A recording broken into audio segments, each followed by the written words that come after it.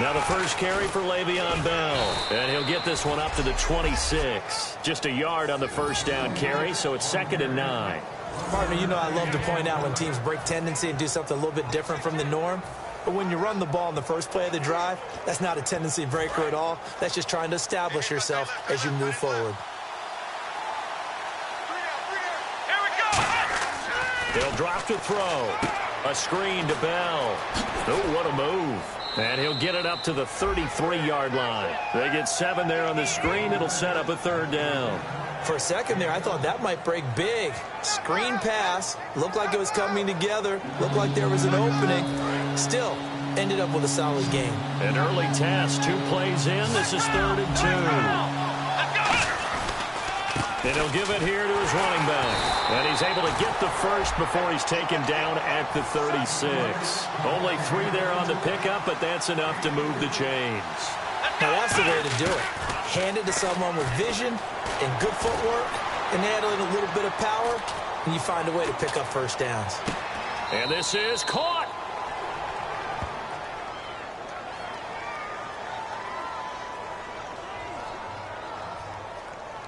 Holding offense. So there you go, holding by the offense, and that'll push him back. Changes everything now as you try and figure out what your playbook has for you. Longer yardage situations, tougher to execute and pick up first downs.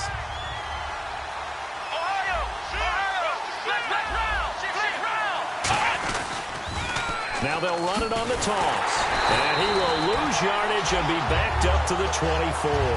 That's going to go as a loss of 2, and it'll be 2nd down. As I watch that play unfold, stereotypes were being broken left and right. As a corner, you're often back there guarding against the pass. But how about that diagnosis and read and getting into the backfield and making a nice play and a tackle? And they'll lose a yard that time, and that's going to lead to a 3rd down. 2 plays in a row, the defense won, stacking up the running game. They've got to feel good about themselves, but something has to be in the back of their minds. Are we being set up for something big? They've got to be careful. An extra corner on the field for New England here on 3rd down. Yeah, another DB. He'll look to throw. Oh, it's a screen pass. That's complete. Losing 2 yards that time, and now it's 4th down. I love the intelligence the defense just showed there. Read their keys, saw the screen developing, ran to it, and smothered it. What a 3rd down stop.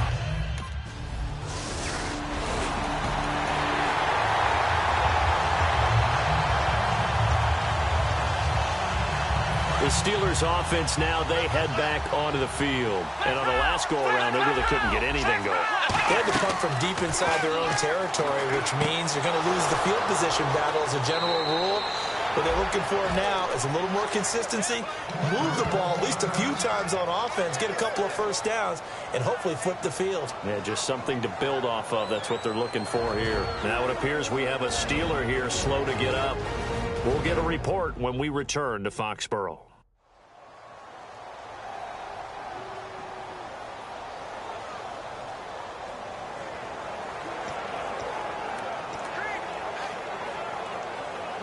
First down and 10 now for the offensive group. Now a play fake here on first down. Throwing right, and that's complete. And he'll get this one down near the 20-yard line.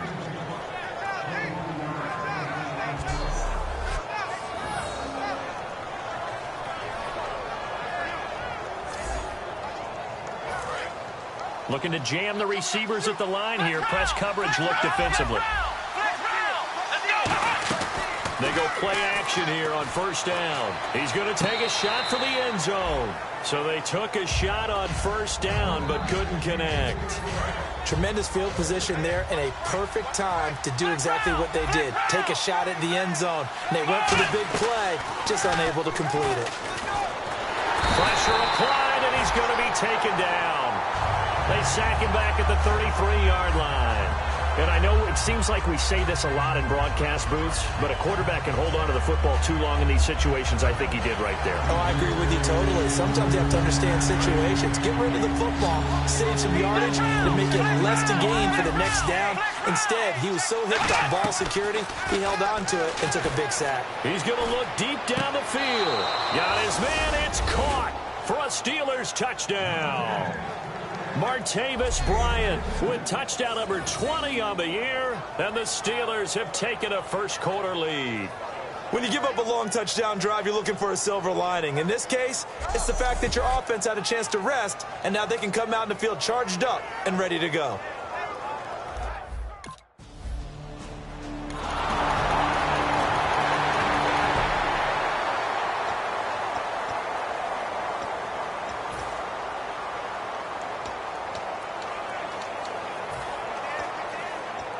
The Steelers offense now, they get ready to head back on the field. And they're going to need another score. Got one last time, but still down here. When you're playing catch-up, every possession becomes crucial, doesn't it? It's vital. Get back out on the field, punch it in the end zone again. They know it's not easy, but what they do have going for them, they did score the last time. They think they've got a good formula working. And what about the defense? Well, now you're just saying to yourself, okay, gave up a score last time. What adjustments do we need to make to slow them down now and get the ball? Le'Veon Bell, it's a foot race. 20, 10, and into the end zone. Touchdown, Pittsburgh. Le'Veon Bell, his second touchdown on the season. And the Steelers have taken the lead. And with his speed, if he just finds the slightest crease, he can take it the distance like he did there. How about the leverage up front? Offensive line out leveraging the defensive front to create that space, that crease that he was looking for. And once he hits open field, he's going to be very difficult to catch and corral.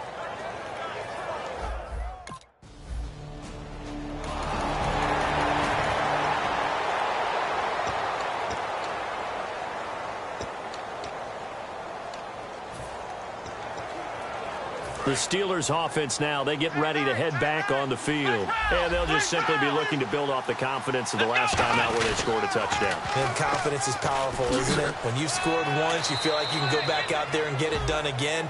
Doesn't matter what the defense throws at them. They feel like they're in a groove right now, and they want to get out there and show it. Yeah, hoping to stay in that groove here this go-around.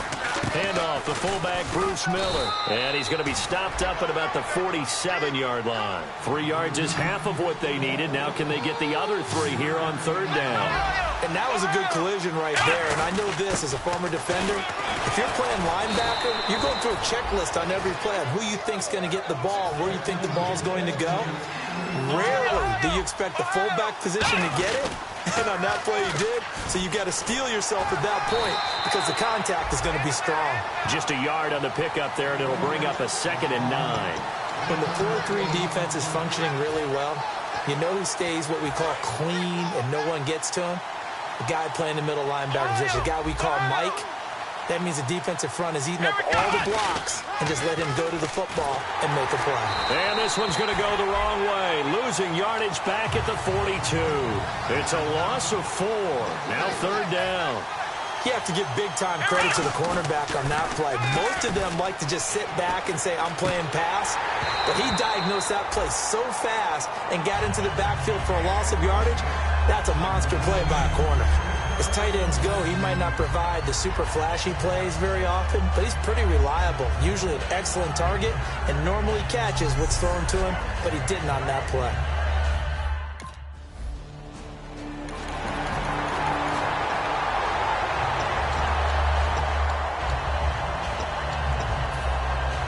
Now the Steelers offense gets ready to get back onto the field. Last time out, they had that long 50-plus yard field goal that they missed. And I'm sure on their sideline they're thinking to themselves, okay, do we still want to try one if we're in that position again? And I would dare say that the answer would be yes. They're going to have a lot of confidence in their kicker. But just to be on the safe side, I'm sure they told their offensive guys, can we get a little bit closer this time? Closer. Yeah, you know, I'd rather get in the end zone first and foremost. But if all else fails, less of a field goal attempt for him. We remind you that coming up at halftime, we'll pay a visit to Larry Ridley in Orlando with our EA Sports Halftime Report. And he fires. here's one that's intercepted. Picked off by Dante Hightower. Well, that's a drive killer right there. Not a really confident throw either. This one was kind of up for grabs, and it's going to come down the hands of the wrong team.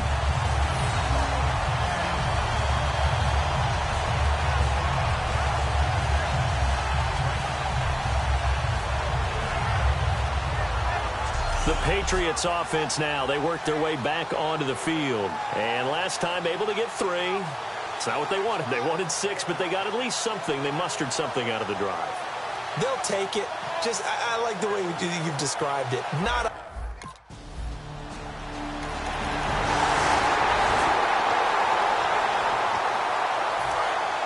And on the outside, they're playing press coverage. They go back to the air here after the INT on the last drive. He's got a man, complete. And he takes it all the way down to the 28-yard line.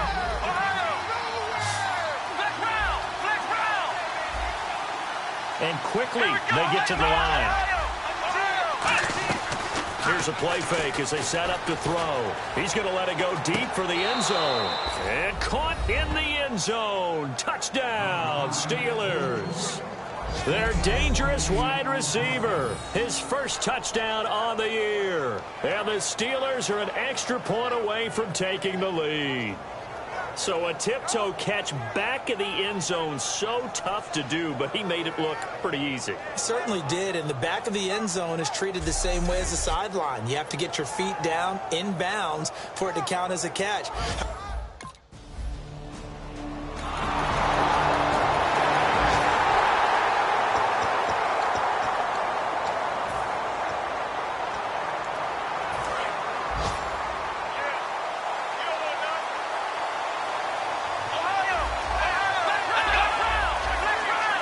They come out here in the eye.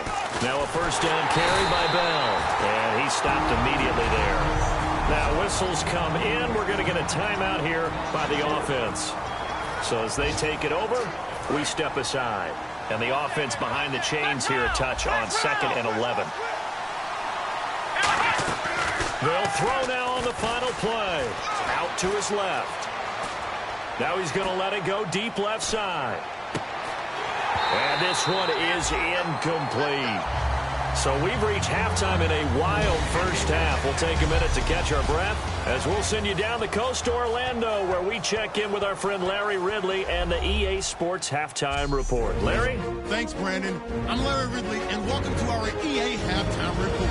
The Patriots secondary has done a good job to slow down the passing game so far. The Steelers really did a good job in that area last week, but yardage-wise, they're not making the same kind of impression in today's game.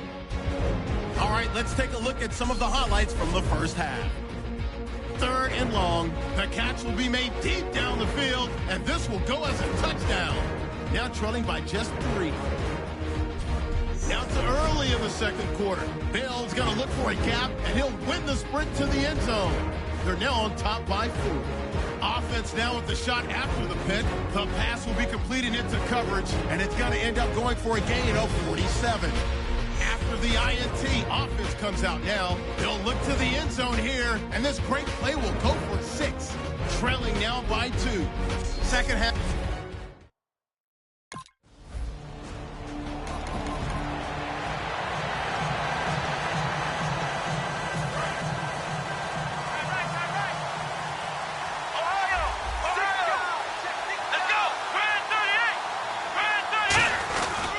They'll run it with Bell. Trying to run inside, but nothing there.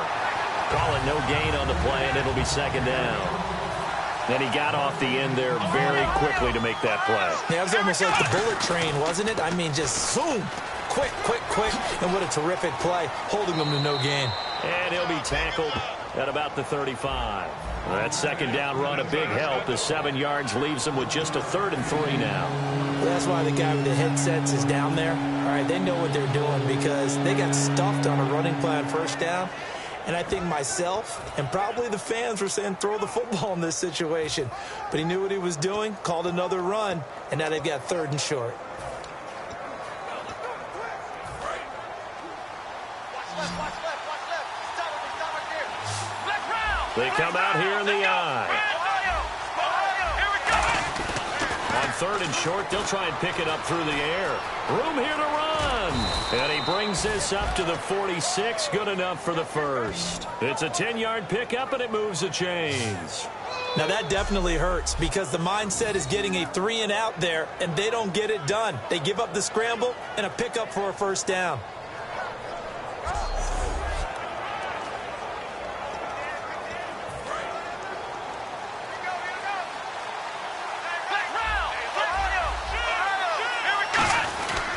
And on the ground they go with a running back.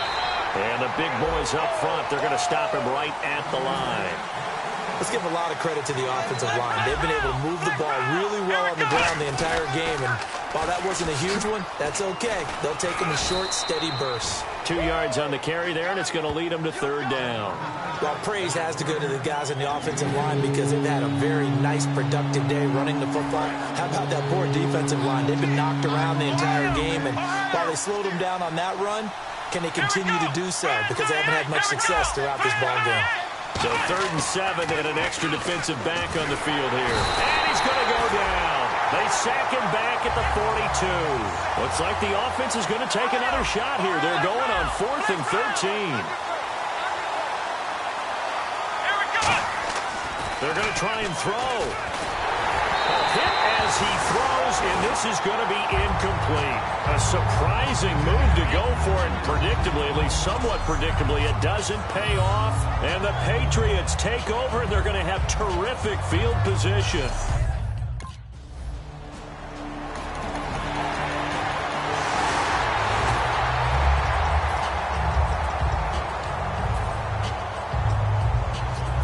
Comes the Steeler offense now, ready to see what they can do here. And last time out, went for it on 4th down, turned it over, gave them great field position, turned it 6 points, so they've got to recover here, Charles. It's amazing what one decision can do in the chain of events, right?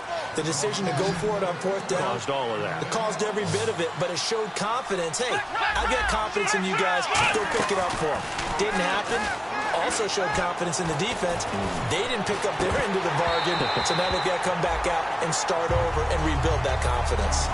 My high school coach, John Ford, used to say all the time, if you're in a bad situation, laddie, don't compound it with a bad decision as well. And I think that's what we just saw there. Harassed in the pocket, and he throws into double coverage anyway. He called you laddie? He called me laddie, and that was the nicest thing he called me. Eluding the pressure right. And this time he's got the hook up. It's complete. And they'll get 9 there as that sets him up better for 3rd down. When you have a quarterback who can move and get outside the pocket, yet still keep his eyes downfield and find open targets, you have a very dangerous player at that position. It'll go as a gain of 6 that time, and it moves the chains as well. Everyone understood. Back now in Foxborough. It's the Steelers with the football, but trailing here as we get going in quarter number 4. A play-action fake. They'll look to throw. He's got time in the pocket. Being chased out left. And he's going to get it down to the 33-yard line here. It's a gain of 5, and it'll bring up a 2nd down. Well, he did a nice job keeping his eyes downfield, waiting for someone to get open. But once the pressure forced his eyes down to see the rush, it was time to make a break for it. They'll look to throw. Escaping the pressure right. And no escaping this time as he'll go down. They got him for a sack. Jabal Sheard able to get in and run him down for a loss of 14.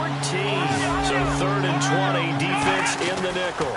Surprised they didn't go with 6 DBs, the dime look. On the move to his left. Now he'll throw deep left side. And a shot taken on 3rd down, unsuccessful. 4th down. Pittsburgh's offense now heading back out onto the field. And down on the scoreboard, certainly needing to avoid what happened on the last drive, punting the football. Sense of urgency has to take over for them. And this is caught inside the 5. And into the end zone. Touchdown, Pittsburgh. A big play there with 2 touchdowns on the season, both in this game. And the Steelers have now made this a 1-score game. And there they got him the ball. Just get it to him, let him do the rest. You know, he probably said that to his quarterback as he broke the huddle. I like the...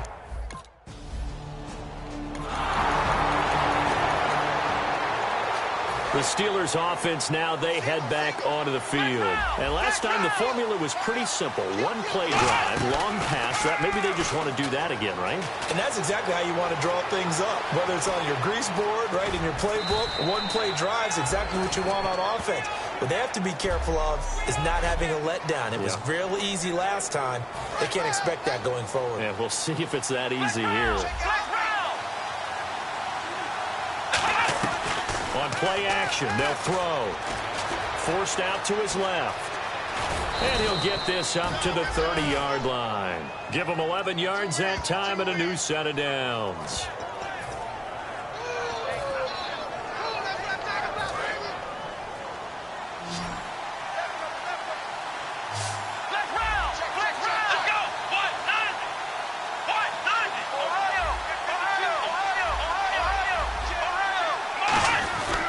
And they'll go with a ground attack here. Found a little room there as he's up to about the 37. A solid run on first down. Gain of 7 leaves him with a 2nd and 3. And they're going to hurry back to the line now. Back to throw. And he can't get a throw away. He's taken down. Barkevious Mingo in there to take him down. And the clock will roll. And no matter what the situation, the O-line just hates that because they feel like they didn't protect little brother back there, right? Man, that's just so difficult for them because just think about every single play. Now the ball comes loose. And they will set up shop in enemy territory at the 42-yard line.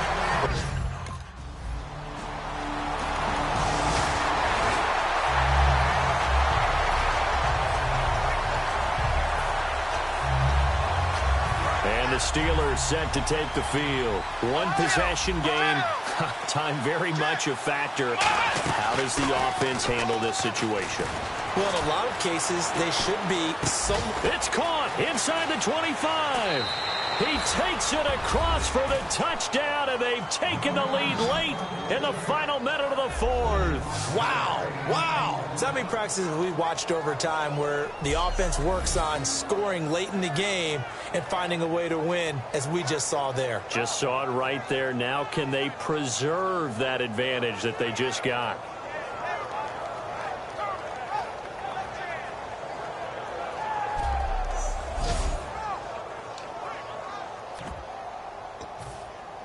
And they will line up now for the 2-point try. Nice. They'll look to throw. And look at this. They get the turnover they needed. It's intercepted. A great read, and it's picked off. And a big turnover there as his guys will get the football back. Now it appears we have a Steeler here slow to get up. We'll get a report when we return to Foxborough.